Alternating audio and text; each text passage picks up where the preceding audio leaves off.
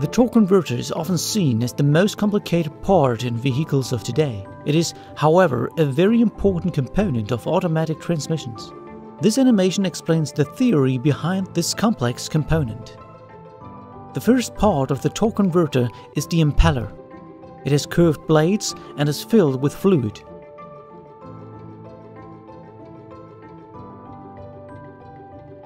When the impeller spins, the fluid will be thrown outwards by centrifugal forces caused by the rotation of the impeller.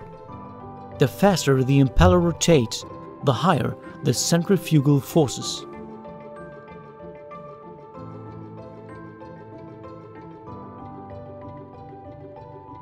The turbine is situated opposite to the impeller.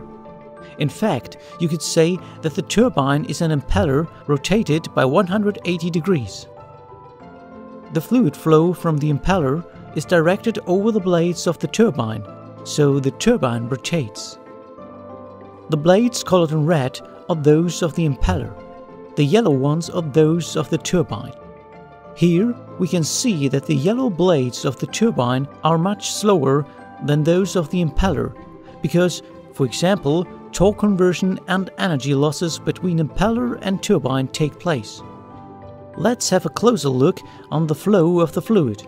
The fluid in the impeller is forced outwards due to centrifugal forces and transmits the energy to the turbine.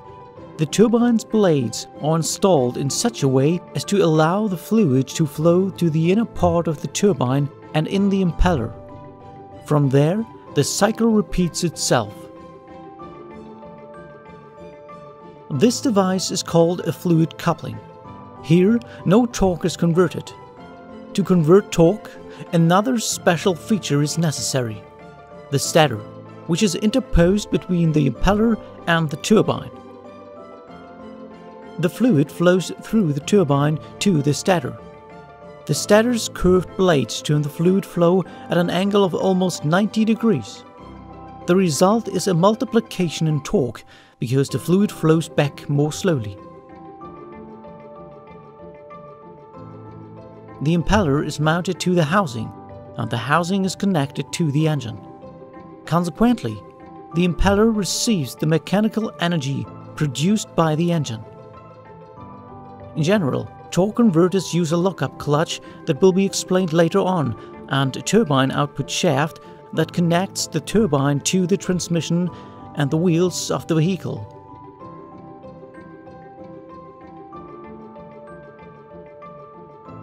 Torque converters have 3 stages of operation. The first phase is called stall.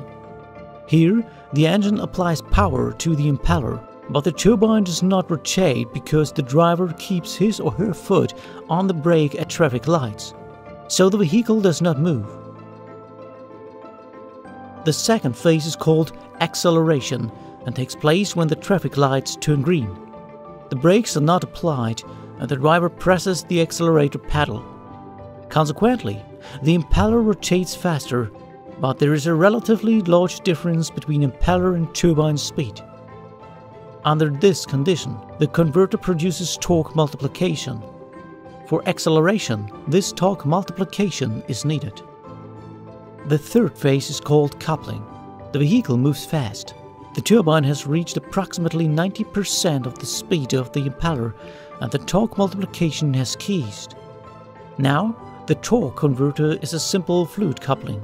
Modern vehicles use at this stage of operation a lockup clutch to lock the turbine to the impeller. This eliminates losses associated with fluid drive.